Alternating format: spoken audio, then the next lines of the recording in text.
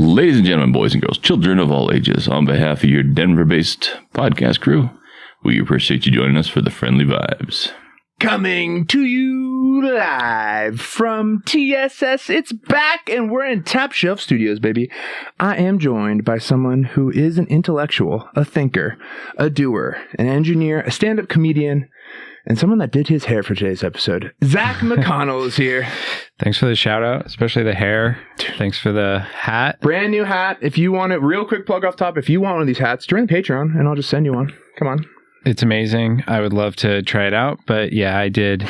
I knew it was a video we'd be doing, so I wanted to have the hair decent. There's a video element to this, and we're sipping on the Wood Reserve. Shout out to Wood. Hey, top shelf, right? Mm-hmm. You know, an important guest like this, we got to break out the good stuff. Yeah, looking at your list, I was humbled. I was like, okay, I am a bit out of my league here, come on now.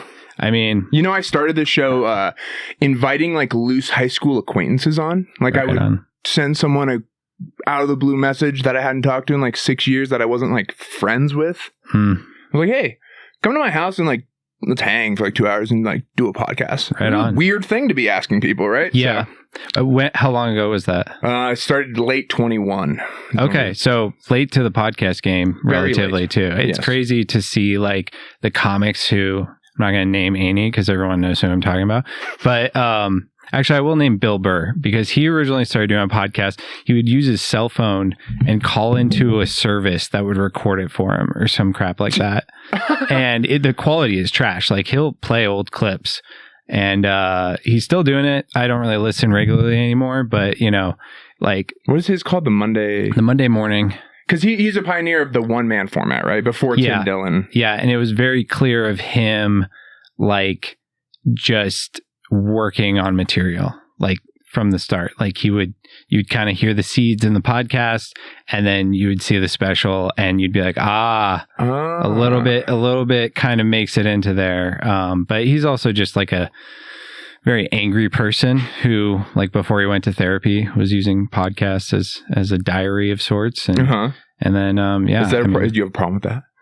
No, we don't have producers today, so Zach's going to get extra weird vibes of me being the only person in the room. I'm going to have to play so many different hats today. And we're not going to be able to fact check without whipping out our phones and ruining everything. It's a classic Intolerable today, folks. There's no AI overview. There's no... Although, we are recording this on the morning after, I think we're going to war with Iran, or at least we killed history their leader. Was made. Yeah, which is nuts. Yeah. I don't have any hot takes on it or anything. Obviously, is it pistachios it's or bad? It's a bad thing. But it's a cashew. Keep going. I that went over my head. Nuts. Oh, I did say it was nuts. Okay. Yeah, I don't know, man. It's crazy times because it was like last month was Venezuela. Then Iran. I feel like North Korea's got to be in the mix soon. In the middle there's that Mexico thing. Yeah. That little thing where they threatened all Americans that were staying in Mexico. Who can keep up with it? Seriously, who can? Like, I like to try to feel like I want to be informed, maybe because it's a broken part of my mind, but I want to feel maybe like I have an element of control and knowledge is a precursor to that. And it's like, I don't want to stick my head in the sand. Like, you know, but why? You're Anakin Skywalker? I hate sand. Oh, I have a theory on that. Please. On what? Let's give I've never said this out loud before, but you just brought it back. But yeah, the Anakin Skywalker, I hate sand line. The Death Star was designed to blow up every planet with sand because he hates sand. Whoa. Hang on now. I like this a lot. Yeah. Dig deeper. Give me more. That's it. Okay. The conspiratorial part of my mind's like, I like this. I'm a big movie fan, so I will go off too long on movies. Is it quartz? So it's a quartz based hatred. So the energy isn't silicon oxide the sand. Is that what sand is? I thought sand is essentially just quartz ground down. I think they're maybe that it's glass. See, we're not fact glass checking is today, sand, folks. sand is glass. Yeah. Yes, right. Yeah, right. Some mineral guy is going crazy listening to this. And I'm that mineral guy. You're a mineral guy? Dude, I loved minerals. Okay, so I should defer to you. I really. mean, shit, if I know anything about anything, that's what. If I've learned anything from learning, it's that I don't know. That's true wisdom. Honestly. Yeah. I had a professor in college who'd go out to coffee. Zen. This guy taught like business, human resource management and stuff, like classes where like a jockey dude who's just getting through school at a D3 school is like not listening to the lecture. Yeah. And instead of just doing the material in the lectures are like these deep philosophical like lessons about life and people and how to relate to the world and those around us. And everyone else is not listening. And I'm like, holy shit, you guys. So I'd go out to coffee with this dude and he'd tell me things like, look at the tree. Look at the leaf. What are the leaves of the tree? What are the tree? You know, it's like, wow. We almost need like, if we could inject Zen Buddhism into the modern American lens, like just a little bit, like if there was a pill that you could take every morning that got just a little bit of Zen Buddhist philosophy into your daily life, I think that might cut against some of the evils that like the social media and the news and the feedback loops that we're stuck in. And brings the question, is taking a pill to achieve Zen Buddhism really Zen Buddhism? What a great question to pose. It is not. No, yeah. It's like literally you should just be able to be, without outside I don't know. I'm not an expert. I did recently go to so I live up in Longmont. Wow. Thank you for journeying all the way down here. Yeah. And coming to the wrong address the first time. Talk about that. Sometimes if you leave south off an address, you end up at the north spot. Don't come to Denver enough since living in Longmont, and that's evidence of that. Is it peaceful up there? You like being out of the city? It's not. I mean, it's still like a decent sized city, but it feels like a small town. Like it's weird because it has a main street that is just like deserted after 9 p.m. And then you'll go into a restaurant and it's like crowded, but like there's nobody walking around. So it's kind of got this weird like over quiet vibe that I think throws some people off. Overall, most people there like it though. And my favorite aspect of Longmont is it's right on the border of Weld County, but in Boulder County. So there's this clash of culture. You get a purple. Yeah. A very opinionated purple.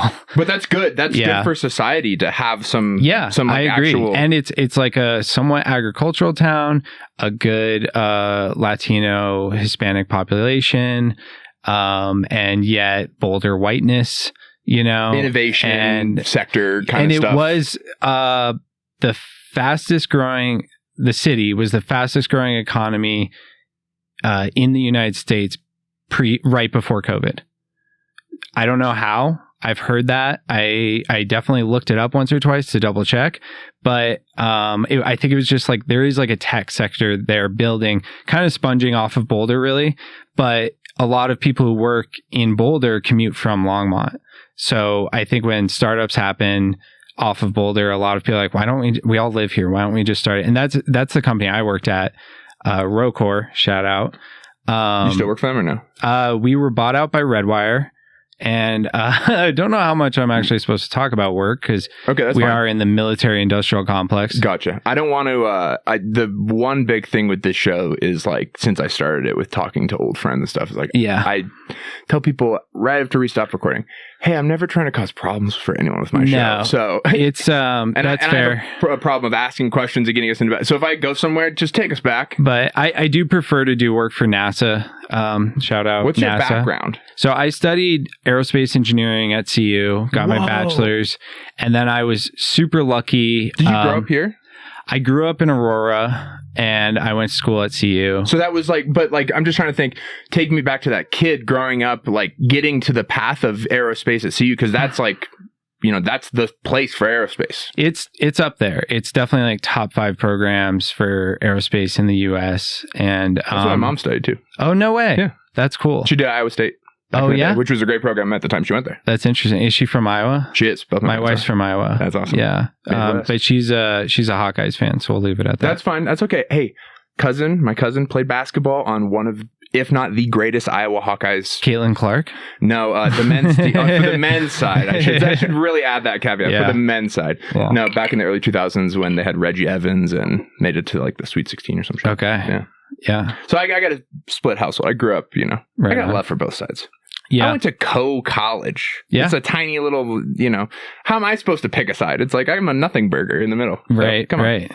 Well, shout out Iowa. Doesn't get enough praise. It really, low key.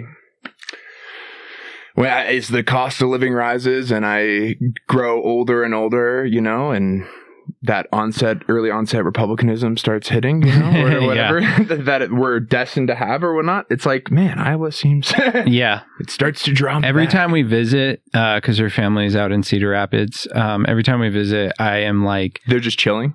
Yeah, I'm like, it's nicer than I remember. Like it's growing on me. Des Moines really is a gem. I like Cedar Des Moines. Rapids is like becoming. I think Des Moines is great. I think Cedar Rapids. I'm saying the capital is a gem. Don't like you think it's not a hidden gem? It's an obvious gem. Do you think Cedar Rapids could like become like a Des Moines light if they really? I think it kind of already is. Yeah. Like or a Iowa City light. Like it's just like the.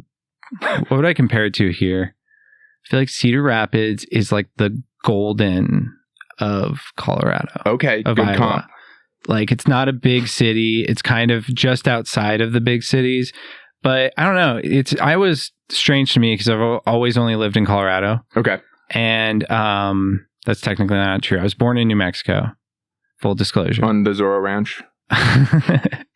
Yeah, I was born in Albuquerque. Come on, I have to hit the under. The Vegas sets the odds on when the first Epstein joke will happen at 12 minutes, and I just got it at 11:28. I haven't even dug into that aspect. Don't, dude. Your soul's better off for it. Please, Yeah, Zach, let me give you some I don't advice. even want to know. But the more I read, the sadder my soul is. The more it breaks. Yeah. So don't. The entire state of New Mexico was let down when they were like, I didn't even know you owned property here. Like, that is so nuts. Because, like, you hear about Florida, you hear about the island, you hear about New York. No, like, I did not know that existed until, like, everything was coming out. What about the buyer? Like the buyer of okay, the, let's assume nothing but good intentions. Like, this is just a person that bought it. Like, just assumption wise. Yeah. Because that's probably not the case, but we're just going to assume. Yeah. There's a normie buys Zorro Ranch in 2025. It's like, oh, shoot. Well, that's an interesting point because I recently, like, I always wonder that, like, if it, even less public, less, like, someone was murdered in your house, how does that affect your buying? And I recently looked up the JonBenét Ramsey House in Boulder. Okay. Not selling. They're trying. Sale. I think they've been trying to sell it for a while from my light research. And obviously it's like prime real estate in Boulder on like right a few blocks from Chautauqua, and it's like probably like a $12 million house if it weren't for the very public murder that happened there or something. Yeah, I don't know actually what it's going for, but it's like, multi-million-dollar house that no one really wants. It should probably end up being like a true crime museum. But it's just like, hey, there's a business there probably. Yeah, I like the Airbnb. Why is someone not thinking about using this as like an Airbnb property or something? Yeah, that would like sell. A rental for short-term rental. Although I bet that neighborhood, like, I bet they do not like having Airbnbs. you got to remember.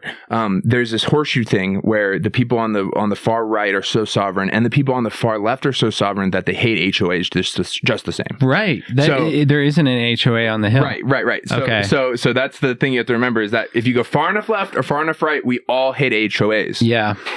Yeah, that's fair. There's probably some crazy expensive Airbnbs right there by Chautauqua. Like you can't have a couch like out or they front. Have like a limit of like number of Airbnbs per area. Like that can be a city ordinance thing, right? I'm sure they can legislate whatever the heck they want. Yeah, because that's how. Hey, speaking of Boulder letdowns, RIP Darkhorse. It's closing soon. Yeah. Damn, dude. I think I went there on my 21st. That's awesome. I think that was part of the run that me and Macy and Nick did. Yeah. What was your Boulder? I just got dragged 21st because I was, off in Iowa, and I'd come back because it was the summertime. My birthday's in the summer, so I was like, man, it's 21st, and my friends were like, we're dragging you to the hill to do the Boulder things you have to do because they went to CU. And yeah. So my friend Macy, she's like, you got to go to the sink and do the sink shot, and so I did that. Yeah, I did that. Dragged me to Pearl Street, walked me up and down, did The pub. The Sundown Saloon, I think. Yeah, Sundown. That one. It's the only way you'll get a free drink at the Downer is if you're turning 21. That was the other one. Yeah. So, this leads in me throwing up in the sink when we get home, obviously, but that's 21, baby. But did you hit the Darkhorse? I think we did. Because that's off the beaten path. Usually it's like the sink is where you start at midnight and then you like trek down to Pearl Street. And I went to CU, so I did this many times. So right. I'm veteran. Yeah. You served too many times, really. But and I did sink. You were the light horse to the dark horse. Yeah. I didn't go to the Darkhorse on mine though. Oh. Darkhorse for me was like I was a bit older. I think it's like when you're kind of sick of the Pearl Street crawl, then you realize the Darkhorse is like the real spot, and you get like a larger age range there, right? For a college town, and I don't know, it's like so unique and everything, and now it's being sold. Do they have townies there? Like, do you know what that is? That term? Yeah. Okay. Yeah, some amount. Yeah, definitely like townies, but you get a lot of like university staff there. I think like I went there a couple times recently, and I sat down with my wife next to like I think it was like 3 college professors that were doing like their last trip to the Darkhorse before it closes. And I don't know the full story, but it's basically the area is getting redeveloped to have like apartments and like commercial real estate on like the bottom floor of apartments, and it's just a bummer because they're taking like a... Come on, you're a mixed use. I thought mixed use walkable city vibe would have been right up your alley. I mean, there's just so much other like real estate that is vacant, and like it's going to be overpriced crap really there. 100%. That it's going to be open businesses that they're just killing the soul by getting rid of the Darkhorse. Killing the soul. Yeah. That's the name of this episode. Killing the soul. No, that's what we're like, that's the biggest thing that gets me real riled up and upset nowadays is we are actively picking the path of killing the soul of America instead of turning into, hey, let's take all this wealth, the greatest time to ever be alive as a person, untold riches compared to the rest of humanity that we have in this country. Let's build cool, awesome stuff for us. Yeah. Like build institutions, build awesome monuments and murals, like spend this money doing cool, awesome things. Like lasting too. Yes. Like I hate the 4-year cycle of like, we're ditching the old plan, we're starting the new one. Well, like the bank financing's 8 years, Zach. So we only have to think in 8-year cycles. Yeah, that's valid point. But either way, it's all short-term thinking. And it's been short-term thinking forever. But, like there's no like not the next generation, but the next generation. What are we going to do for them? I do feel like politicians talk about education. They don't really give a crap because children don't vote.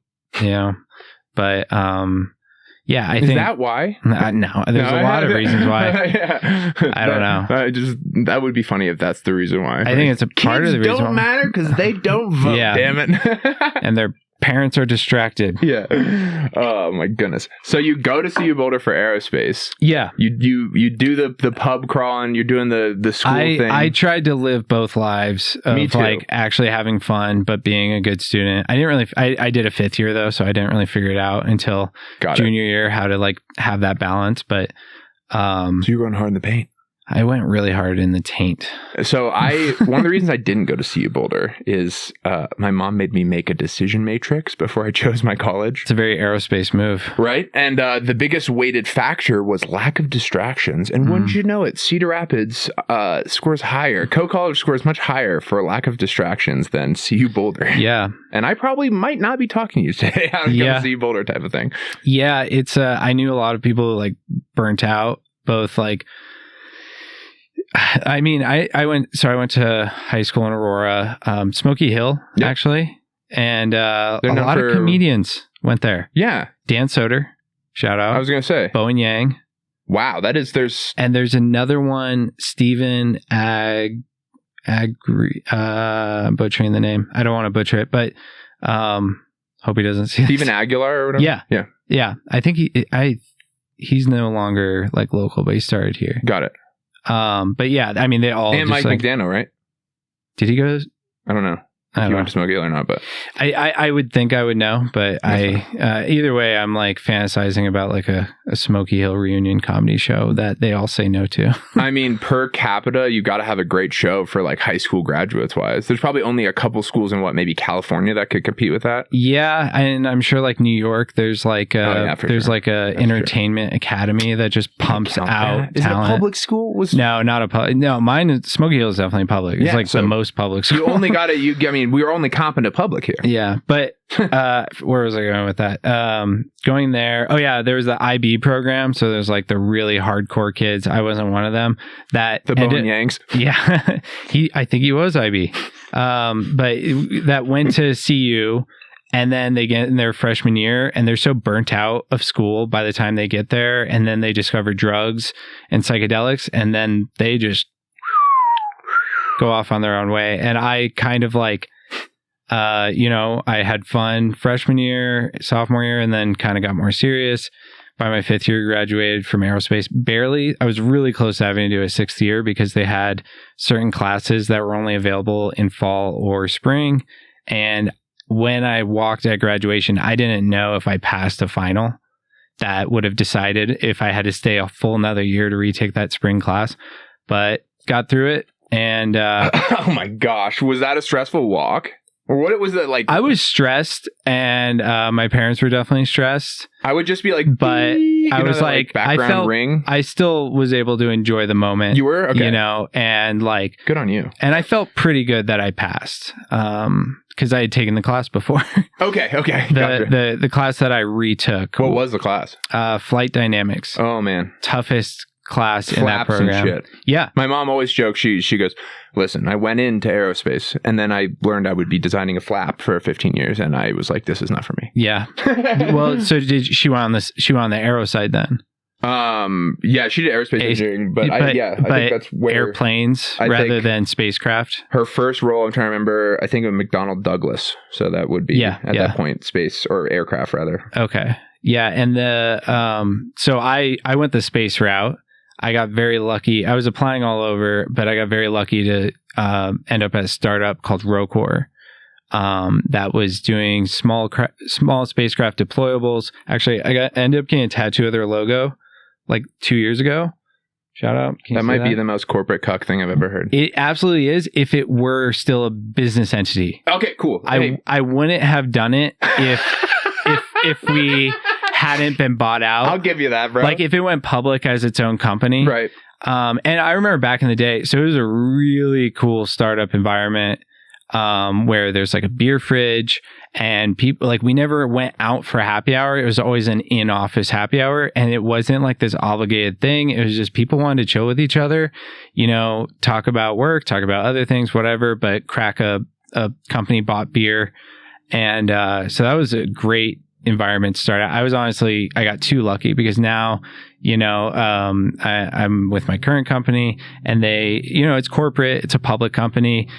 Those kinds of like fun things aren't as plentiful. They still make it kind of fun, but it's not it's just different. I'm nostalgic, I guess. I was right out of college, had zero other responsibilities other than work.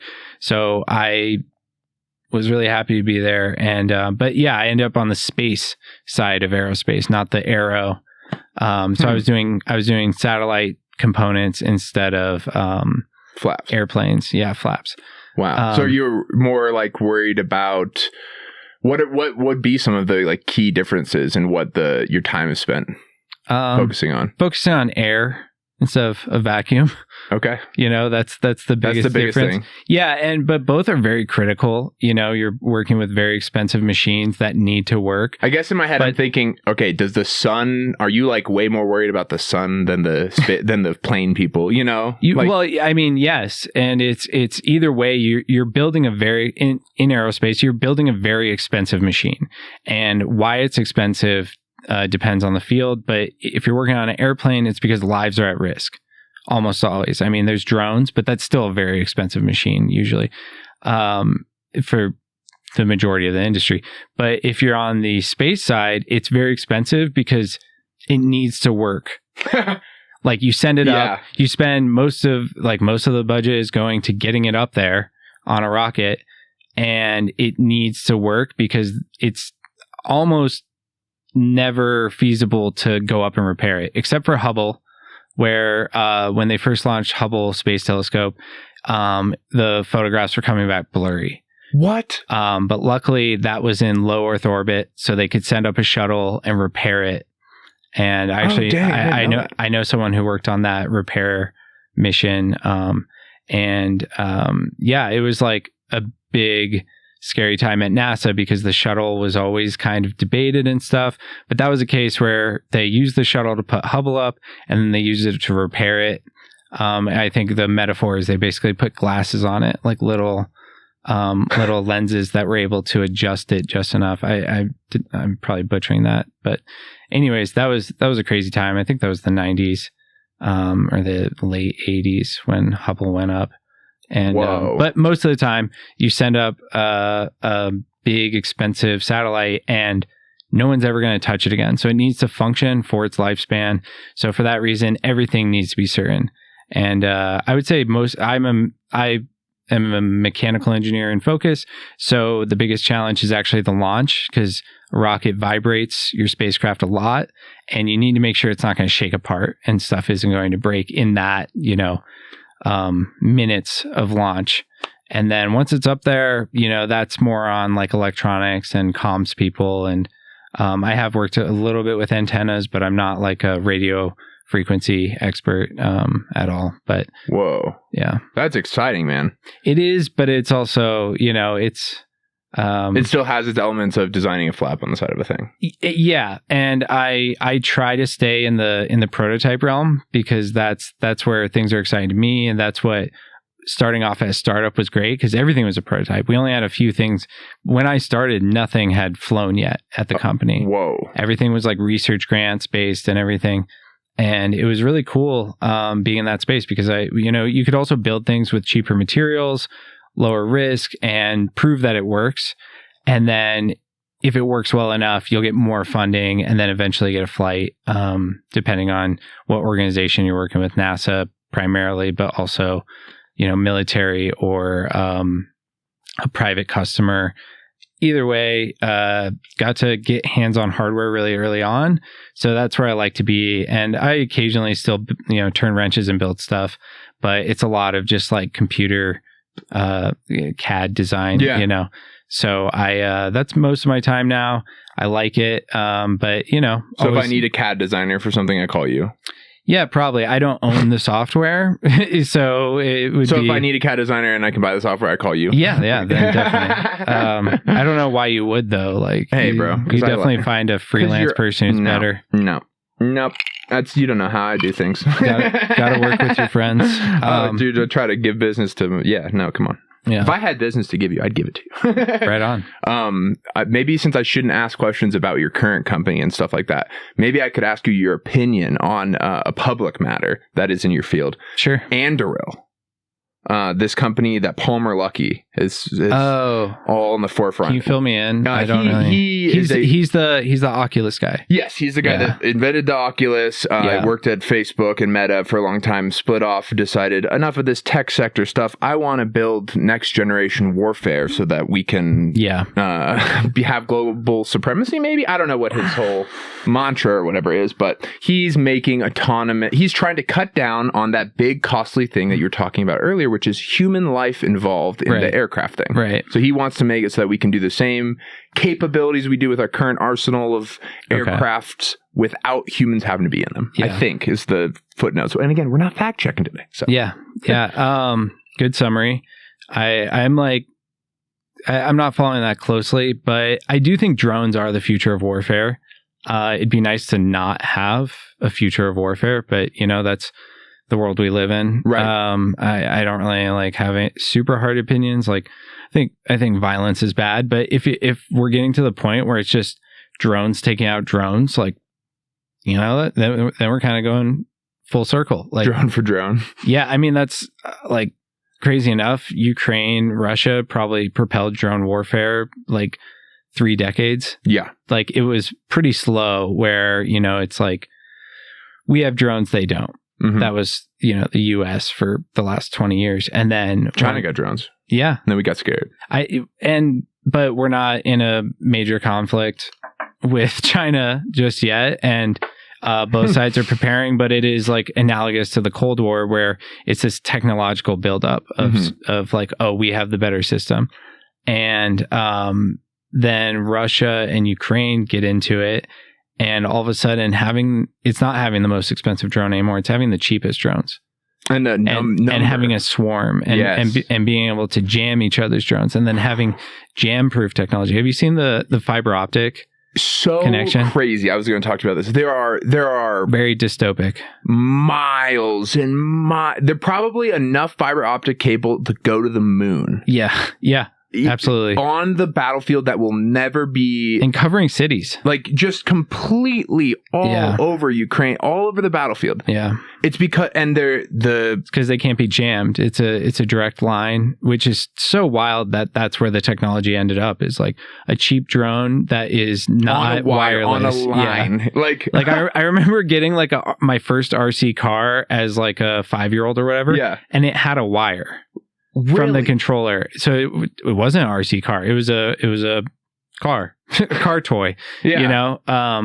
Whoa. And so I would have to like follow it around. But I think the thinking was like, well, then they can't like run it off, a countertop or something. I don't know. Like it limits the kid's ability to lose it or break it or whatever, or it's just cheaper. I don't know. Right. But that was like the first like RC analogous thing I had. And then I later got like an RC car that was wireless, and, then kind of ditched that hobby. But either way, it's funny that it's going to like a lower tech thing, and like the cheapness is really key, because the more damage your drone can do, but be like a low cost asset. So that you can repair it. Yeah. Have you seen the videos of like, what's the one? I don't know if they called her Ukrainian or Russian Catwoman. Is what I refer to her as. It was this video of this lady. She's in a building and she's surrounded by parts and electronic equipment. Bless you. That and cats, 2-time MVP. Jokic sneeze. And the video is her showing like, hey, here's all the drones, and they come back damaged, and I'm fixing them up here, and then they go out, and these are my 25 cats that I hang out with every day. And it's like, wow, that's the future of warfare, is like finding someone like this that can just spend all of their useful capacity as a person repairing the drones and the fiber optic. Like, oh man, it's really nuts. So nuts, man. It's just like the future that we expect will never arrive. It's always this unexpected, like usually worse outcome. Like, I don't know. I might push back there. Yeah, a lot of things are great. Don't get me wrong. I'm not a total pessimist, but it's like the way things are twisted are unexpected. I guess I'll say that's fair. Yeah, definitely. Because you can't expect, and it's like in a weirder way things happen. Yeah, I would certainly think that the team saying that the funniest outcome or the weirdest outcome is the one that happens. Yeah. They've been racking up the scoreboard for the last 25 years. Yeah, and just the classic like truth is stranger than fiction, because fiction is based off of things that have happened. So then real things happen that are so obscure and wild and unexpected, you can never write that and be believable in fiction. I was trying to explain to my buddy in Wyoming and my coworker that I was kind of joking that like my job has gotten really hard. Like this job of like being a satirist is really, I have to sound pretty much psychotic. Yeah. Just to be ironic. Yeah. Because the real world is so crazy that I had to illustrate irony and satire. I have to push right up against this guy should be in a hospital. Yeah. It sounds like that. That's what you have to do satire anymore. That's a bad place to be at. Yeah. And you're like walking a line that, don't get me wrong. I'm not saying it's like, necessarily a bad thing, but like always walking a line of like pushing that limit, pushing that boundary, but at the same time, knowing your audience, reading the room, all that. And how long have you been doing comedy? I started in college when I was a door guy at Penguins in Cedar Rapids. But in terms of like how long I've been doing comedy, it's a weird question for me because of COVID. Yeah. And I had really, really bad chronic pain and had a back fusion. So I couldn't do it. I couldn't do stand up. Like I could not stand up for the 5-minute open mic set. Wow. I think it's fair to call myself a 2-year comic. Oh, but really? I've been doing it like 6, I don't know, you know. Yeah. So it's like, yeah. I mean, I usually say on and off. Matters until like, I've been. How about this? I've been paid by like a I've gotten a check in the mail. That was my big thing in 2012. I got a check in the mail from East Coast Entertainment for $100 for being an opener for a show. It's like, cool. Nice. Does that make me a professional comedian? No. Fuck no. Like I'm 15 years away from being good enough to be like a road dog. Yeah. But I mean, shit, man. I'm like, you can get yourself into a headspace where I not like quit. I think that's all it is. Exactly what I was going to say. I will never quit comedy. I'd say I've been doing comedy 8 years on and off. Okay. Because I also tried it in college. Okay. Johnny's Cigar Bar, Boulder, classic. Who's the host? Brent Gill? Tobias. Okay. And had fun with it, you know, kind of was like, okay. And then I started my career and I realized like how boring I was about to be just being an engineer. And like, I was like, I need to like dive back into this comedy thing. I need like some balance between like art and science in my life. And that's kind of when I started going to more open mics. And I remember like, what was it? 2017. So shit, that was 2018. 2018 was the year. So yeah, that was 8 years ago. So that was when I started taking it seriously as a door guy. Just to give you some perspective of where our lives are paralleling. I'm in Cedar Rapids. Right. I'm doing this school thing, burning myself out, and I'm like, I need something out. I'm listening to all these podcasts, and they're like, the greats are like, the old path is you be a door guy at a club, and I'm like, oh fuck, maybe I'll be a door guy. I come in thinking I've like seen the thing on the TV. You were born to be a door guy, also. Like, dude, not a window guy. Hitting your head on the door. Guy, not a window guy. Yeah. I've been trying to make that work for a while. I think it is a good non sequitur that I can just put in my act. Yeah, I think it works. It's like, I thought I really did, like, I want to be humble about it. I thought I knew what stand-up was because I'd watched it for a decade on the TV.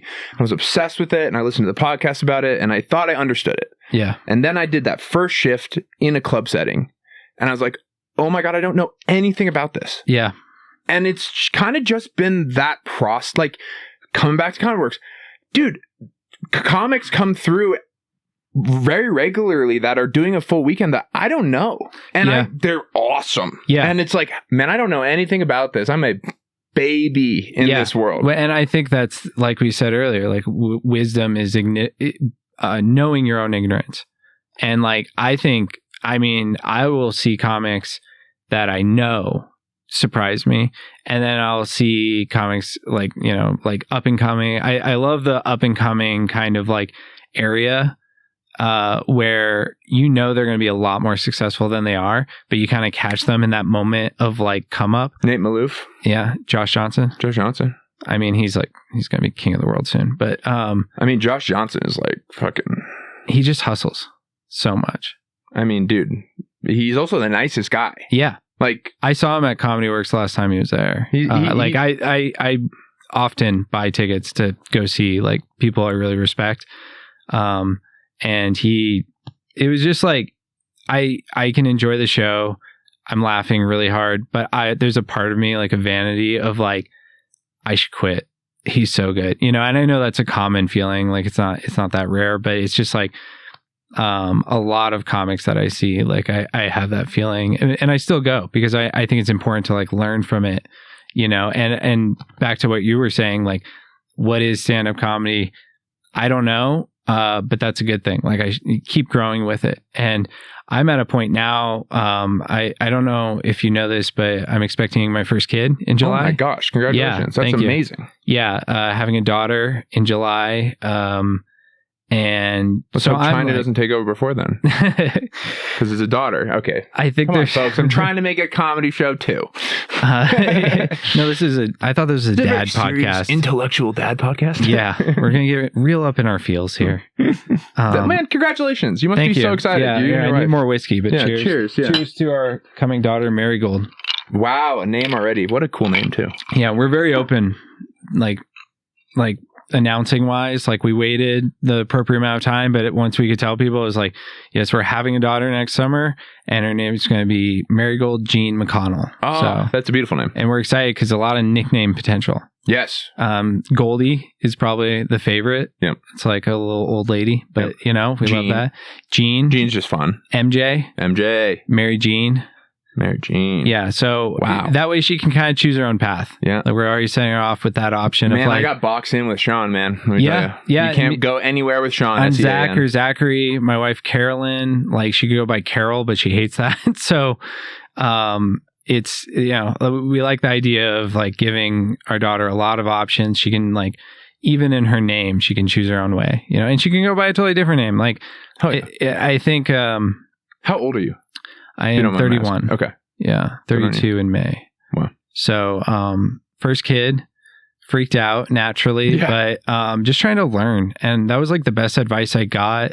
I can't even remember where I got it from, but like to be a good parent is to constantly be learning and growing. And I think as like adults, our parents, we're seeing our parents now be very stuck in their ways. And it's like frustrating because you have to like, whatever, deal with it. But it's like, I don't want to ever do that.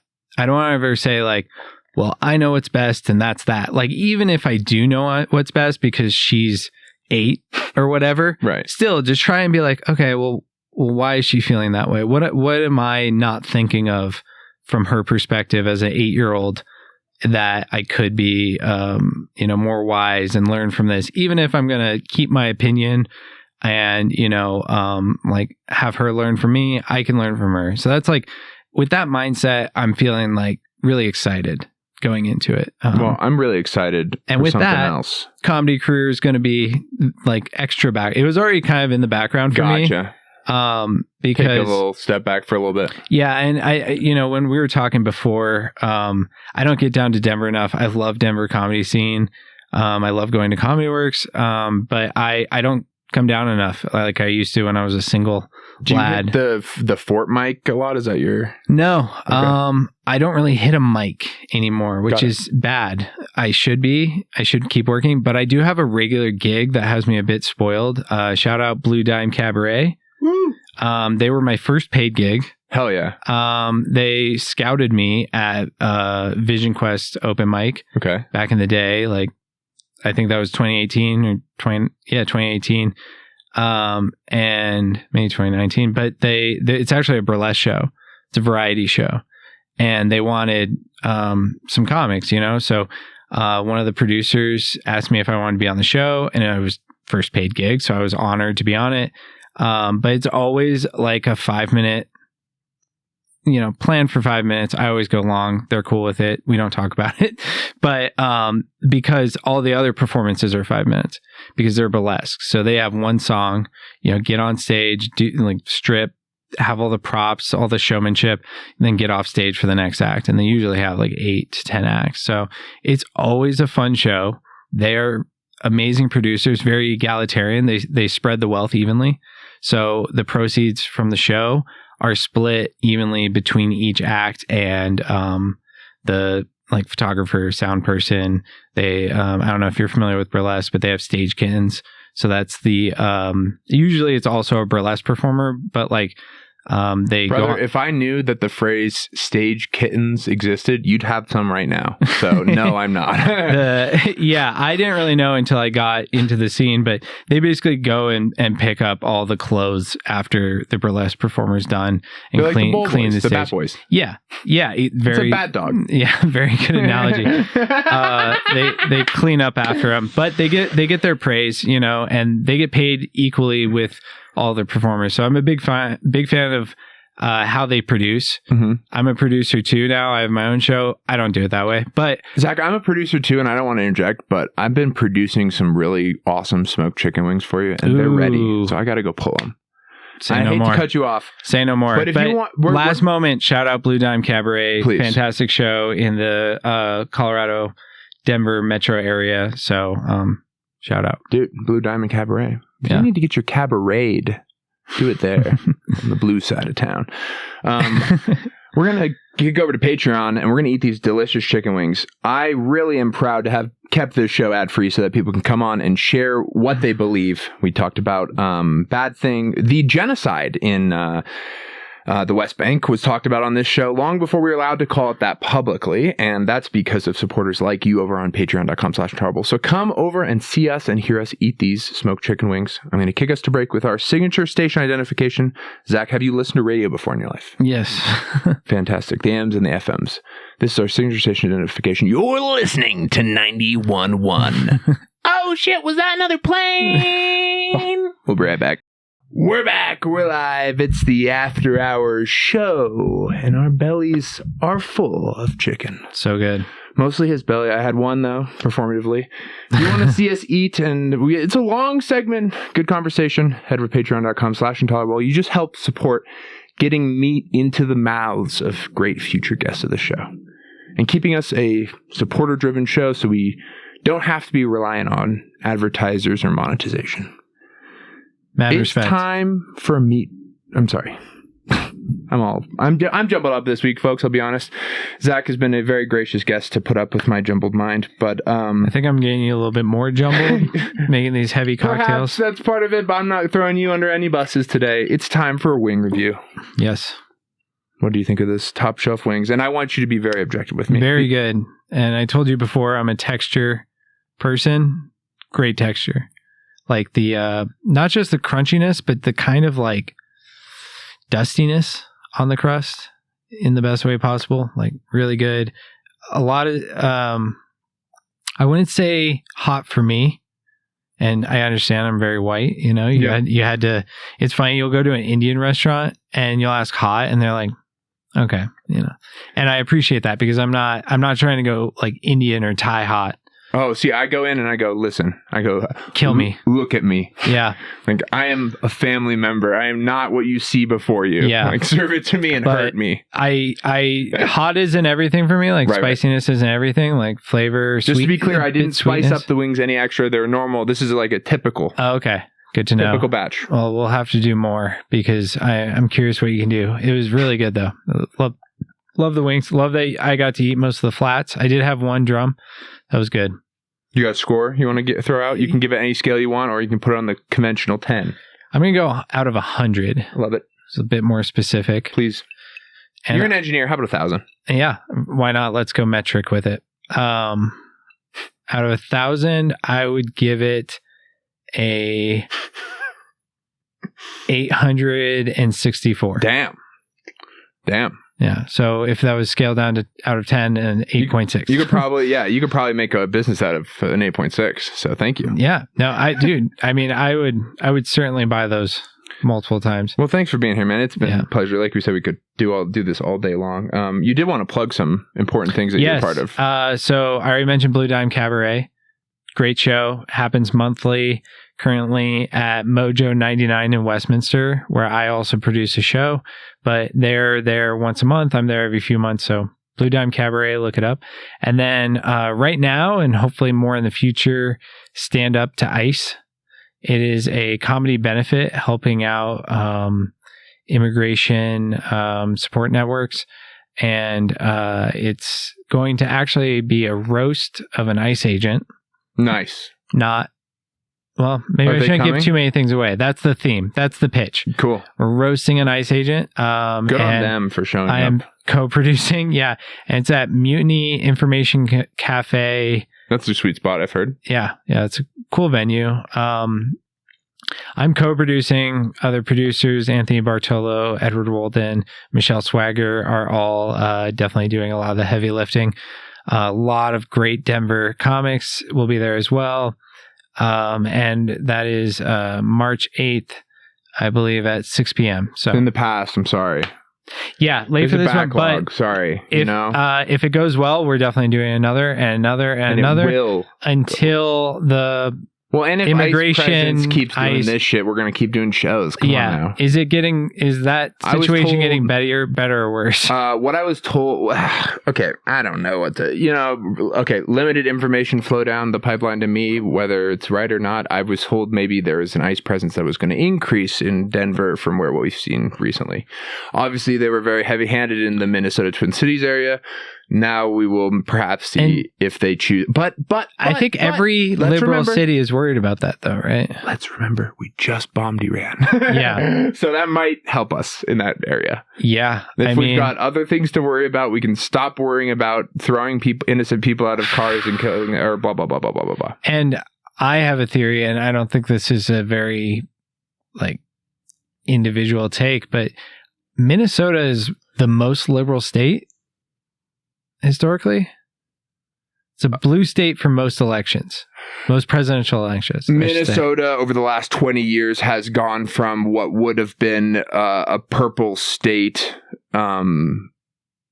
leaning blue to will be a blue state forever, and has legislated their way into a blue state forever through changes to the way they have their representative body, the way their district, XYZ. So yes, you're right, but there's some extra caveats. I know in Reagan's landslide election, they were the only blue state, but that's because it was someone from Minnesota who was running against him. Right. But also, I think they brought in a huge number of immigrants over the last 20 years. That too.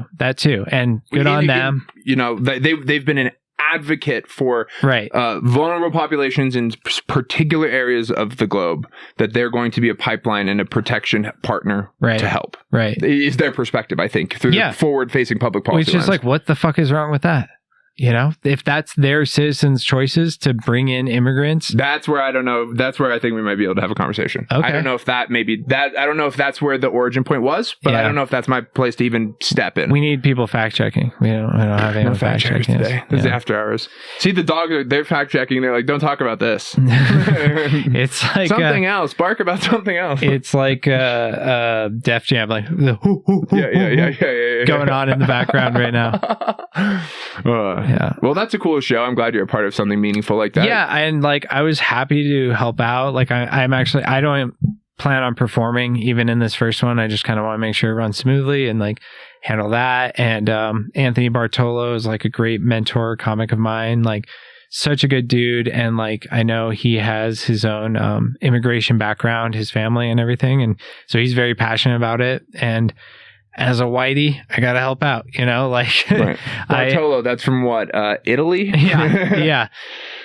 He's got his own nicknames, but Anthony Bartolo. No, but he's I believe he's Filipino, and just such a good dude. He's super funny. Yeah. He's definitely the driving force, I would say, in this happening. But that's great. We're hoping to sell tickets. The beneficiaries are supportive, but quietly. They have to play the legal political game, because I believe it's pro bono lawyers network that we're supporting that will help out with various immigration conflicts going forward. And it's the Rocky Mountain area. So they're helping out people along the Front Range, and I don't know, I'm really excited for it. I've been wanting to do a comedy benefit for a while as a producer, so this is I want to do a reverse comedy benefit, to be honest with you. Isn't that every comedy show? No. How is it? No. Pitch, I'm trying to be funny here, okay? This our show. You take money from we're raising money to go hurt people, this money, every dollar we raise is directly it's a benefit to cause harm. It's a reverse comedy benefit. We're investing in oil companies with this show. Direct pipeline to missiles. Yeah. Your every dollar spent here tonight helps buy. On a less serious note, I want to give you my podcast pitch.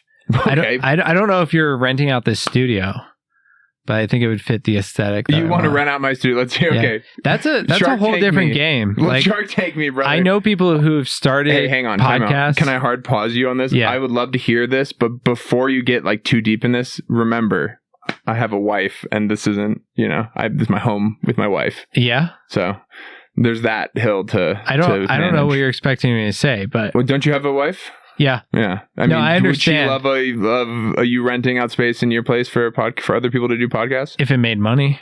Oh, okay, fair enough. That's the game, That's the balance, and to each their own. It's your home, it's your situation, but this doesn't look like your home. This looks like another dimension where laughs happen and things are recorded. It's top shelf. No, but the okay, no, my podcast. Sorry, I didn't mean to derail you. No, I want the fun Shark Tank bit here. Yeah, well, it's called The Shark. The podcast is it's the giraffe. Sorry, the giraffe tree. Welcome into the giraffe tree. Getting a little sporty for me. I don't know, but I like the Shark Tank more. Okay. I follow business more than I follow sports, honestly. No, because I'm tall. It was all because there's no 4 sharks. It's just one giraffe. Damn you with Jesus your multi-level Christ, satire. Fucking Christ. You know how many people like tell me they listen back and they find like side jokes? I hide little gems along the way. Good. You're getting those repeat listens. That's good. No. Yeah, all right. So the podcast is called That Time I Shit My Pants. Okay, I love it. Is it taken? Have you looked up that stuff? Not exactly. I'm sure similar things have been done. I like similar titles, but but I like it. I bring people on and they talk about that time they shit their pants. That's awesome. This is a really good idea. Because as an adult, I feel like most of us at least have a like short story, like an accidental. And you're to make an hour out of that, or how long is that? I'd probably go for a half hour. Okay, that's fair. I mean, like that seems like a totally digestible from what I've said, thing. I'm very limited in my time commitments to things, especially with a kid on the way. It seems like a half hour is like more like digestible too. Like no one's making it to the end of any of these. Well said, digestible.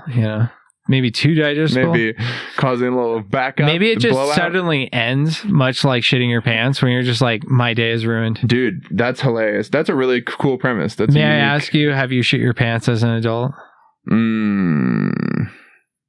Yeah, certain, but not everybody memorably. has. Not memorably. Okay, now everybody has a story, so that's fair, and that might be like a filter for people coming on. But I can interview anyone. It doesn't have to be a comic. Facts.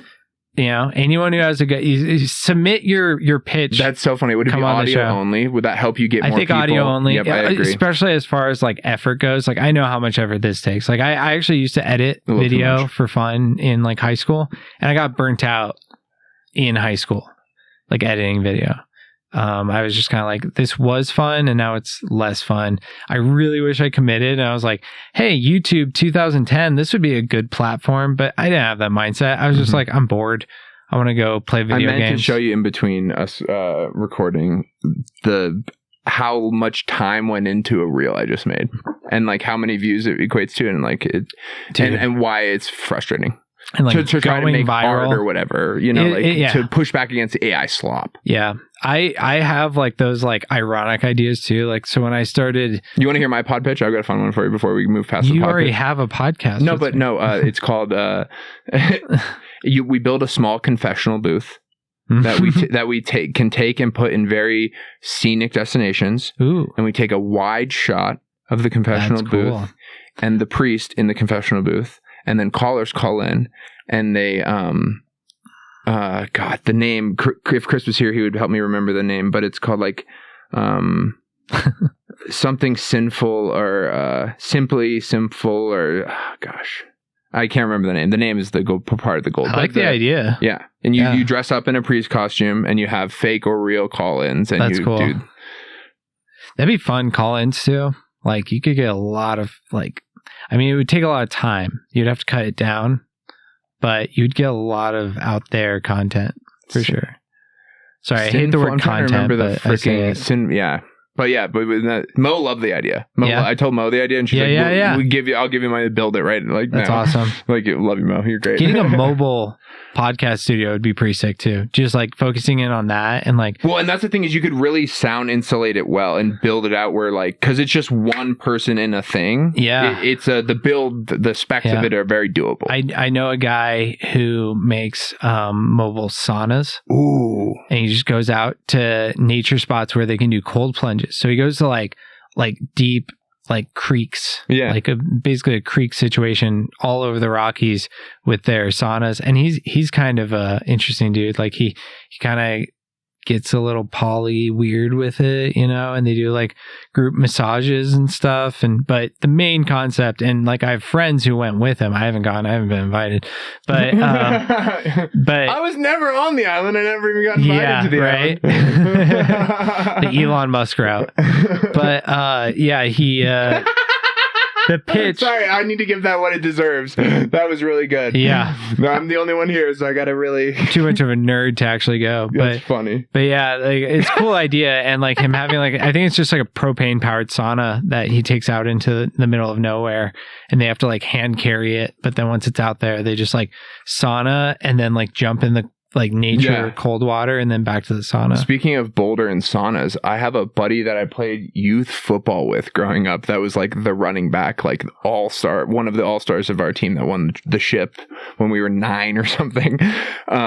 That went to Boulder High, played basketball, like super athletic kid, great family, just awesome people. And they're starting a business in Boulder, I think on Pearl Street somewhere, that's like a combination coffee bar, sauna, because he's been building like wood saunas himself and stuff. So like cool. It's Bernie's Mountain Dog themed.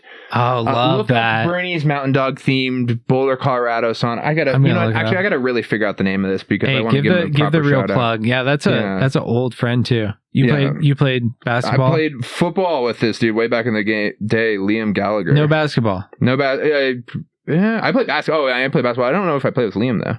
Okay, maybe. Liam Gallagher, that's a great name. Yeah, dude, isn't that a great name? Sounds tall, also. Very tall. Intolerant. He's not as tall, but intolerable. Berner Collective is the name of the business. That's so cool. That's a great pun. Look at their tagline is fantastic. A loyalty ritual. That's so cool. So sick, right? Yeah. So he said So it's a sauna coffee shop? He always wanted to own his own business, and I finally taken the steps to do so. It's going to be called Berner Collective, named after my 2 favorite boys, Murphy and Leo. That's awesome. Shouts to him, dude.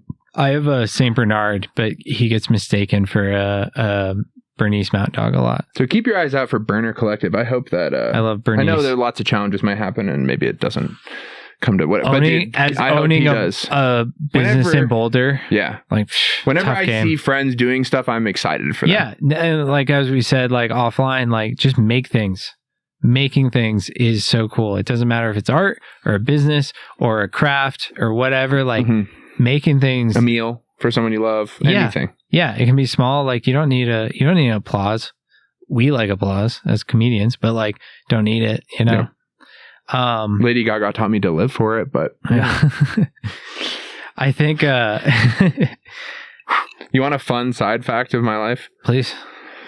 My fun Uncle Bill, who founded Earthermer with my mom, this outroad expedition vehicle company.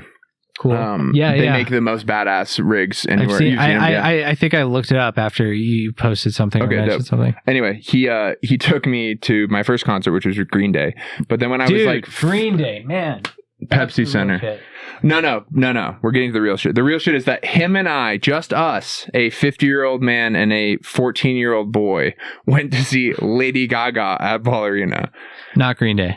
We also went to Green Day, but we also saw Lady Gaga. Right on. And that was my first, really seeing people, really outside the bubble of what I thought people could be. Yeah. At such a young age. Yeah. Even being exposed to being around Boulder and being in public school and blah, blah, blah. It was like, whoa. Yeah. People being their extra selves. Yes, like being themselves, but being it to the max. Like that is Lady Gaga. That is pride. That Monster, is queer. Yes. Yeah. Yeah. Right on. It was my first intro into queer culture or whatever. Nice. That's cool. At 14. 14, I think it was. Yeah. That's really cool. Yeah, but Green Day. That was my first concert, most F words I'd ever heard in my life to that point. Yeah. In between songs from Billy. Yeah. Dude, talking about bi-icons, Billy Joe Armstrong. Didn't even know. Yeah, that's Bi-icon. Yeah. That's what they should call him. Come on. That's this name of the episode is Bi-Con Sci-Fi-Con, and it's a deep cut Simpsons reference joke. Ooh, are we doing deep cut Simpsons? That's the name of the episode now. Bi-Con Sci-Fi-Con. Remember that? Yeah. Reference? You've seen the Simpsons. You know what I'm talking about? Good amount of the Simpsons. The biannual science comic convention, whatever. The Bi-Mon Sci-Fi-Con, I think is what they call that. But we're going to be the Bi-Com. Wait, no, we'll figure it out. I'll figure it out in post. You could also go by Biley Joe Armstrong. But Biley Joe Armstrong. Dude. I saw Green Day for the first time 2021. It was supposed to be 2020. It got delayed a year, so I had this built up anticipation. But American Idiot was the first album that I connected with as an 11-year-old or whatever. That was my music. And I remember there was I made these new cool skater friends because I was trying to make like cool friends, you know. I had them over and I put that CD on and they're like, dude, Green Day are a bunch of sellouts, man. Like I missed the train on that. So I was like ashamed to be a Green Day fan for like a couple of years, just that like middle school era. Right. And I was like a wannabe skater, all that. And then, you know, grew up and I was like, I fucking love Green Day. I'm never going to not love Green Day. And then finally got to see him at Hella Mega Tour, which was delayed a year because of COVID.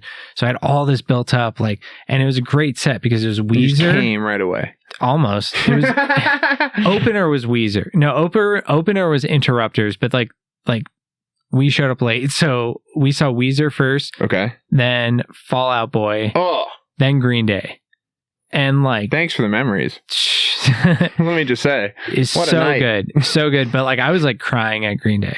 Oh like, yeah, like I like lost it because I realized all that like angst of like, I love this band. This is the first band I love, but also it's not cool enough. Like I remember throwing, and then my backup was like a Blink-182 greatest hit CD, and they're like, dude, this is Sellout too. You got to be into like, I don't even remember what I think actually that's when I got like turned on to ska. Because they were like, this is like the real shit. And Less Than Jake was like the cool band. And I still love ska. So that's funny. Good impression on me, I guess. That's hilarious. That's fun. I understand how people laugh at ska, and I don't disagree. No, I mean, it's, dude, I think people should love what they love. I'm just laughing because it's funny, the trend, the pipeline from Green Day to ska. Well, it was just like it was like, chasing the cool kids and being behind from Green Day to ska. It was being anti-mainstream. Yeah, you're raging against the parents and the system by it was going funny from Green Day because to I got ska. into Rage Against the Machine, and my friends were like, "How did you even hear of this band?" Like I was the less cool skater kid that like followed them around, kind of, you know. So I was playing catch up on all the bands. Also, I was at a disadvantage because like, I liked some of the music that my older sister liked, but she was like very like in mainstream stuff, and yet they liked the music that their older siblings liked, and it was way cooler. Yeah, you know, it was like that cool like underground pop punk kind of morphing thing at the mom jeans early 2000s. Yeah, so damn, flashback for real. Anyways, Green Day, love them. We'll see them again. Are you a big concert person? Used to be. Okay. Now it's like, it's very pick and choosy. Big concert of the year, we're going to see Rush. Nice. And we're planning on bringing our very young daughter to it with the earmuffs. How old will the daughter be? It's in October. They're at the Ball Arena. Pepsi Center. Ball Arena. So she'll be like 3 months. I vote 4 months. No. Yeah, I don't know. I don't get a vote, and I shouldn't even speak that, Zach, and that's disrespectful of me.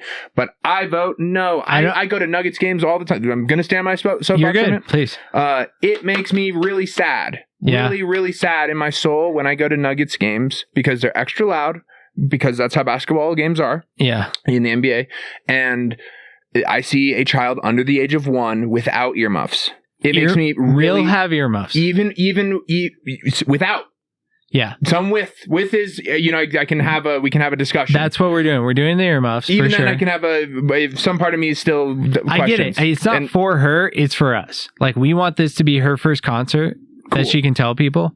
That's cool. That's cool. And also, I mean, I don't know. Rush is really important to my wife's family. Like, her dad. That's cool. Then. Is a huge Rush fan, so he's going to be there. Okay, never mind. You know? Hang on. Way cooler than I thought. And we're going to be in the nosebleeds because the tickets were nuts. I've always wanted to see Rush, and then no, that's cool. You should do that. They weren't touring. People died. Now they're touring again. Formally reject my statement. To each their own. Dude, it's definitely like there's meaningful ties to it, but like when it's a regular season Nuggets game and I see like some poor kid that won't be able to hear when they're like older because they I agree. Here and I a think, baby, it's I like, think okay, that's like troublesome. And like if she hates the headphones, like we try with it before, and she's just like, and me trying to make a joke of it's like, hey, what? I can't leave my kid in the car, but I can bring them to a game where they're gonna lose their like. Okay, like I think CPS should be at the game. I think sports is nuts because like it's one thing to be like, I don't know.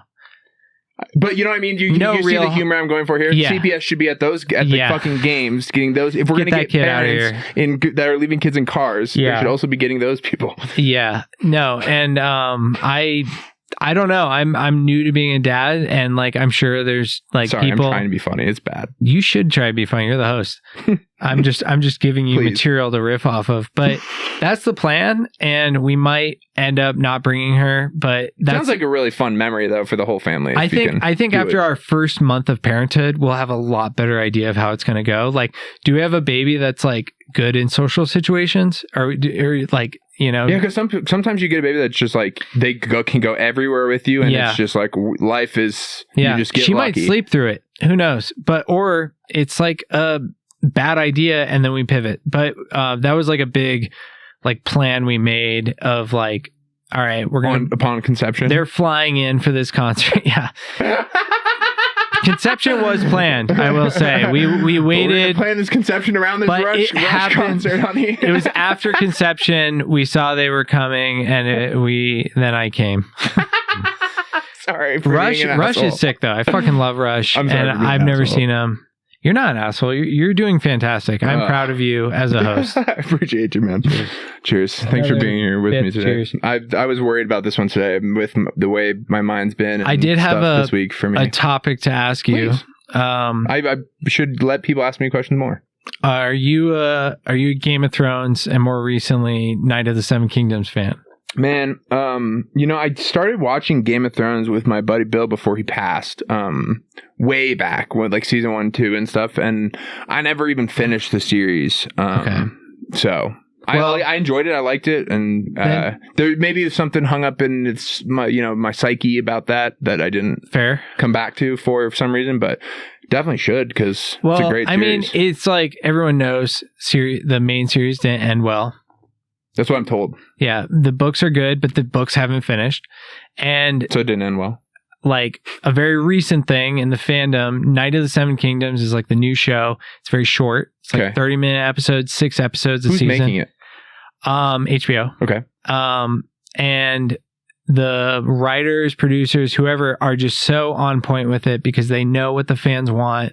It's like they're not spending all their budget on CGI. They're not doing filler episodes. Like it's kind of going against what like streaming. George R. R. Martin wanted. No, he's like a part of it. Okay. The original show fell off because they ran out of material from him. Got it. Okay. That's like the main reason why. Like you can see like when the books ended in the show, it just fell off. Okay. But the Dunk and Egg series was always good because it was short and it was like a novella, like side series. It takes place. So it's not canon. It is canon. Okay. In the book. So there's like. So they take. Okay, got it. So I'll tell you, there's the Song of Ice and Fire, which is basically Game of Thrones show. God, people are going to hate this, right? Keep going. No, I'm teaching you. It's good. Please. And then House of the Dragon is based on Fire and Blood, which is a one book, basically written like a history textbook of what happens 200 years before Game of Thrones starts. Okay. So that's the other series. And the second season was a lot of filler. Like it wasn't great. So then HBO comes back with Knight of the Seven Kingdoms. Fantastic. Rave reviews. They're back to their roots. It's like humble. It's good. And it follows like a lowly hedge knight, which is like a knight that sleeps outside, like just like a man of honor or whatever. But I want to ask you. Me or whatever. Because exactly. Sir Dunk the Tall. Hang on. I can't believe you didn't know this. I want to bring this up. Brother. Really? Yes, this sir. Guy's my email from like a kid, my first email I ever made was Sean Dunk 00. Your Instagram handle, if I may mention, is Sean Dunk. Yeah. So I thought that was a Dunk the Tall reference. That's so funny. I didn't even know this character existed. Dude. This guy's name is Dunk the Tall. Yeah. I'll give you a comic book. They did a graphic novel of the series. That honestly, blow through those before you even watch any of the shows. Like, yeah, it's great. Before you leave, make sure I get that. I'll get it myself. But I'll send you the link. Sick. It's good. And just to read about Dunk the Tall, it'll make me laugh. So why is Sean Dunk? Because basketball. Okay, yeah. I thought it was either that or this. That's hilarious. And I was like, it's probably basketball. Like you can dunk. I mean, used to be able to. Yeah, I have before. Pre-surgeries. Yeah, have before is one thing. I've always been a big kid. So. Yeah, I wasn't. I was a late bloomer even. back to that skater story. You know, I was like, I short. mean like fat. Sorry, like I've always been really husky. So like vertically challenged, I guess is where I'm kind of getting to. Okay, yeah. Well, good for you. Keeping Thanks, it. Yeah. My biggest was like 340. I carried it pretty well. Whoa. But now I'm down to, I don't even know. I was around 250, 260. I try and keep it under 2. I need to get down to like 240, really. Yeah. I mean, at least you're at that height. I really need to get down to fucking... That's my height BMI privilege. says I need to be 210 pounds. It's like, whoa. I mean, BMI is bullshit. Come on. Facts. That's like well known now, right? Yeah. But the Can't they get an adjusted, like they do all these adjusted metrics? Like why has there been no updated? How can you not add a little algorithmic or econometric touch to BMI to make it more like I'm sure a better it's out measure? there, but it's just not like widely accepted. I'm sure there's like a body scanner thing. Like they do that. Yeah, but Gold's Gym. I used to go to Gold's Gym. Right. They'll scan your fucking body and give you like, okay, like you're too fat. You're too fat. You need to get a personal trainer. That's why they do it. Fuck Gold's Gym, like fuck any gym, whatever. But hot take. But really, like there are other metrics out there. It's just BMI was so widely accepted, and like that's what doctors use. And like for the most part, like everyone is kind of too fat. So like I feel like that's why it's not like questioned. I mean, I'm not questioning it because I don't think I'm too fat. Let me be we're all too fat. Clear. We live in America. You got your Lizzo on a sandwich. Hang on, a female guest gave me that. No. I'm not questioning it. I just think it's hilarious. And shout out Christina Vasily. Oh, that's who it is. Yeah, that's who. No, it's Lizzo. I know that's who gave it to you. Yeah, that's who gave it. That's to me. fantastic. Yeah, that's awesome. By the way, remind me to sign your gift before I leave. Okay. Just out of pure vanity. Remind me to give you more gifts and make you sign a release. Oh, yeah, that's a good topic. We're having fun today. We are having fun. Really, I think this is a bromance brewing. Unfortunately. Like, I'm so glad you had me on. Dude, if I had any bit of producer to give me any traction against you, the pull would be less extreme, but... Hey, I like the natural feel. Just two dudes in a garage. Uranus has quite the pull. What a gravitational... Hey, but Saturn got the rings. It's dense. Folks, it's dense. And then you could do David Attenborough doing like space stuff about Uranus.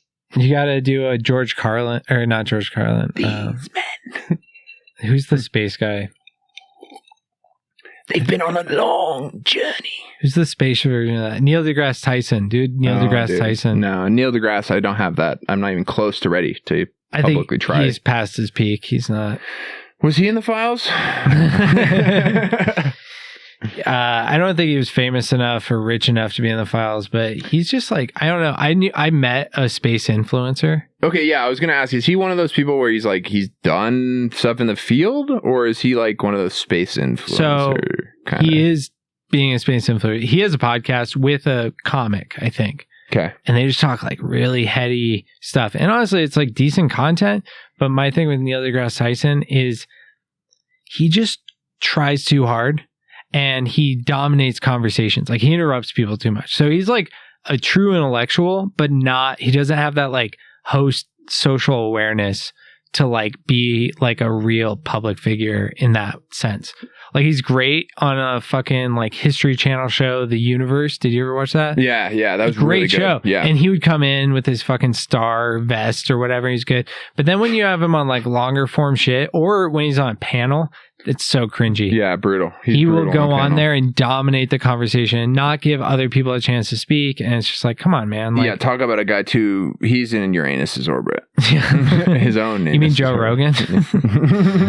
Once you go Joe Rogan, you don't go back. Ugh, you think?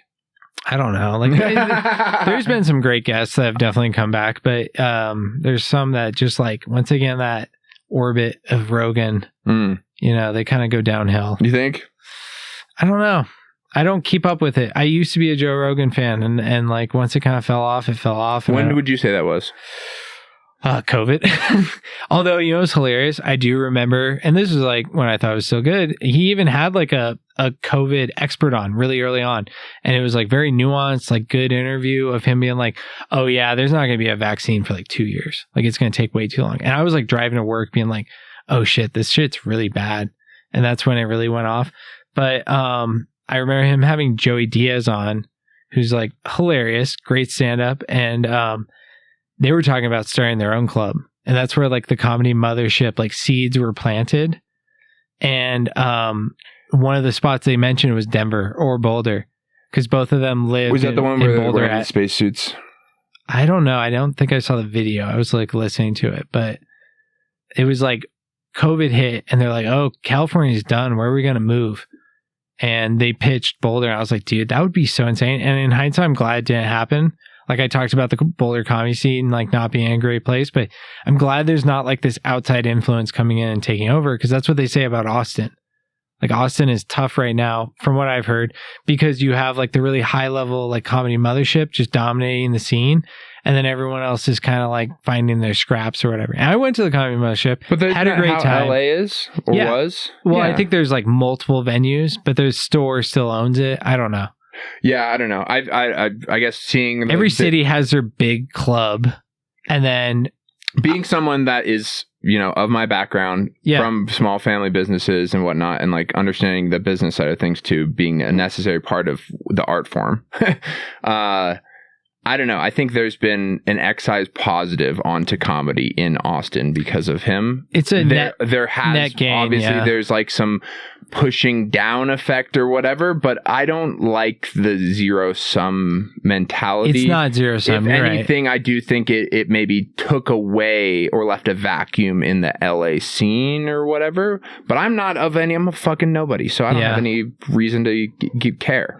And the people that are touring professionals that are frustrated about it are the road dogs that are frustrated and tired, and they've been that way. And it doesn't really... It's probably just a scene in flux, so a lot of people are going to have hot opinions. But like, you're right, it was pulling from the coast I think there's something to Austin. Fair and to I love Austin as a city, so you're right, it is a net gain probably. Yeah. And I mean, I guess one of the critiques that I hear of like Austin maybe, or the comedy or whatnot, is like, or that people repeat, is the shock value thing of like the material's more edgy and we're trying to play to things that these wouldn't work in Boulder type of a thing. Yeah. I mean, Boulder's tough. Like I've bombed recently in Boulder on a show, just like because the crowd, I thought I knew the crowd. Full? And it was an older crowd, and that was tough, you know. And I didn't lean into it. I just tried to do the material. Mm-hmm. So I'm kind of grateful, I guess, maybe in a little way. The first, like, I got a guest set at South for a sold out show way too early, like reps wise in my journey, too early. This was a guest set that I should have completely eaten a bag of dicks. Yeah. Yes, like I was under 25 reps total. Wow. Like, and I don't think I've said that before, but yes, no one will fucking hear this anyway. Yes. Like, it should have been a bag of dicks type of like, I get fired because of it type of a thing. And it wasn't. It's a good room. And it wasn't, well, it was South. Yeah, but it's still a good room. Okay, yeah. But if it's full, you're right. If it's full, it's a good room. That's a good way to put it. It's a great room. Yeah. But it's interesting too. I actually have I don't know if we have time, but I have a story about like going to the comedy mothership. Tie us out with this and then I'll... Yeah, well, like not hating on the scene or anything, but I got up at the open mic. Have you? Oh, yeah? Yeah. Which one? At the Comedy Mothership open mic.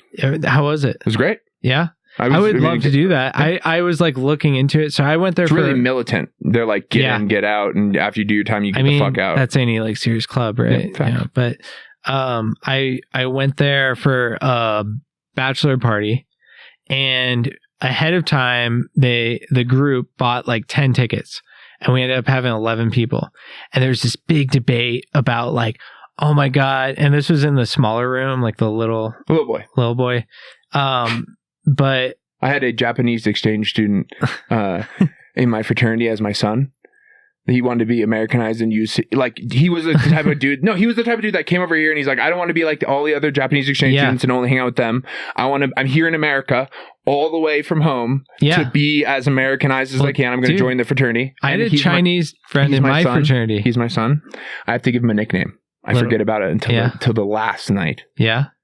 And we're doing this thing and I go around there, and I nicknamed him Little Boy. That's awesome. And it really split the room. It was really a Patrice O'Neill level joke where half of the boys were like, no. And half of the boys were like, that's funny. Dude, I was also in a fraternity in college, so That's definitely Patreon material. Yeah. Plug. But Little Boy made me think of it. That's anyway, funny. you're in the Little Boy.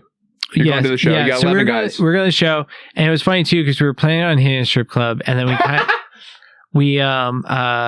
like the groom and bride before the bachelor party were like, you know what, don't do that. And I'm like, good, up to you guys. I'm not, like I don't love strip clubs.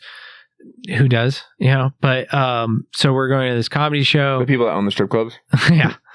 I guess. I don't know. I'm trying to think. Fucking the regulars that no one wants to talk to. But so we're going to this comedy show, but there was an estimated group of 10 people. One groomsman or whatever was able to show up.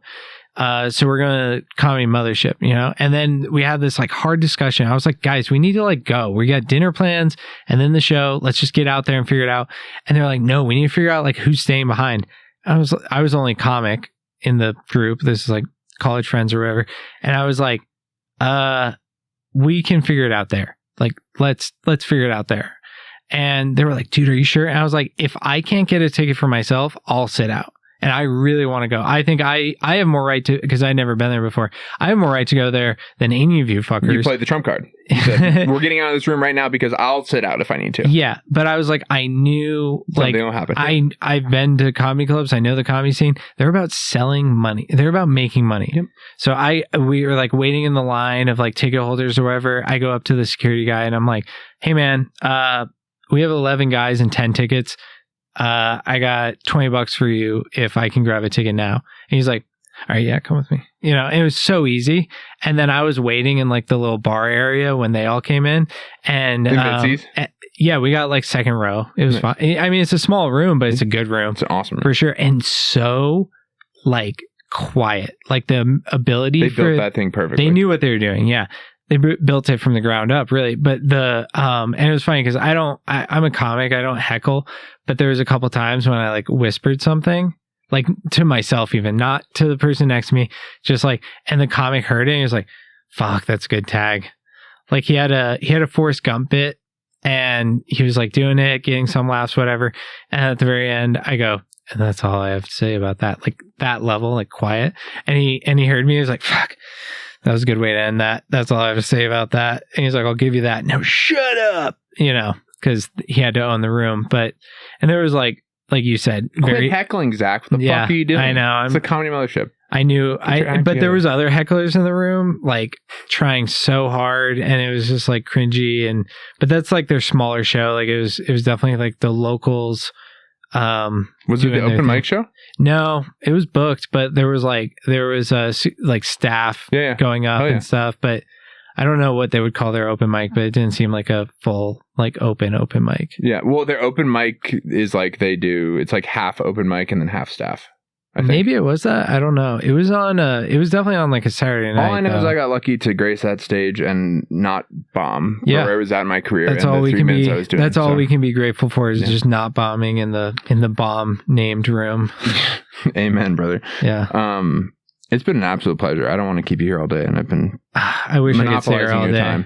Time. As we talked about wives, I got to get home. Have you heard of this country called England before? Yes. They do this silly little thing over there called knighting. Okay. After a long form conversation here at Top Shelf Studios, I am doing the hiding. Okay. Because all my life, people have been like, hey, how's weather up there? Can I spare a couple inches? You must play basketball. And things like this. Ugh. Now I've got this prefrontal lobe the past couple of years. I've realized, I'm like, oh, I'm just waking up in a meat suit every day. Like I just drive this very tall vehicle. Yeah. And I look out in the world and I'm like, oh, we're judging each other on like the size and color and shape and national origin of our vehicles or of our meat suits, almost more than anything else. It's really silly to me. So after a long form conversation, I'm pleased to give you your heart height, your spiritual stature. How tall do you stand physically? To be specific, 5'9" 3/4. Zach McConnel, I heart height thee 7 foot. You have a very tall, very big heart. Appreciate that. But it's going to require a procedure. We got no applause here, but very tall man. Dude, what a joy to get to know you better and have this hang. I really do feel really, really grateful for today. Thanks for sharing yourself and your time with our passionate listening group. Real pleasure. You do have a talent for this, so. Oh man, that means a lot to me. that you'd say that.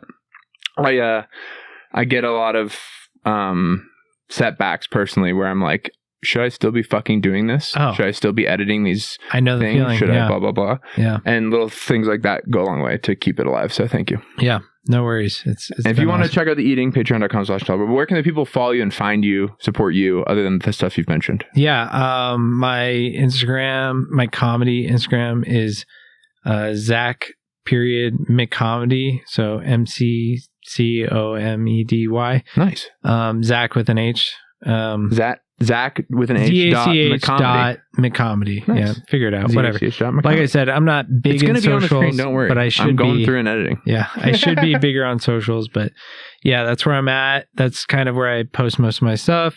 Be promoting my shows, other people's shows, benefits, all that. So, and then you're having a baby. So that's the most exciting thing. Yeah, I'm going to be shut off from the world for half the year. So looking forward to that. And, much love to everyone who's paying attention. Amen. Yeah. Please go follow him, find him, support him, see him do comedy if you can before he has that baby. Don't forget to like and subscribe if you want. Please help us by going over and checking out that Patreon. It is phenomenal today. And I'm gonna subscribe to the Patreon. Like, no joke. I'm on there. You're the man. The wings made it worth it. And he's going to help pay for just like you guys, if you want more awesome people to come eat here at Top Shelf. And as always, like we end every episode, I encourage you, fuck off and be well. He doesn't want to fuck around with the United States. Thank you, everybody.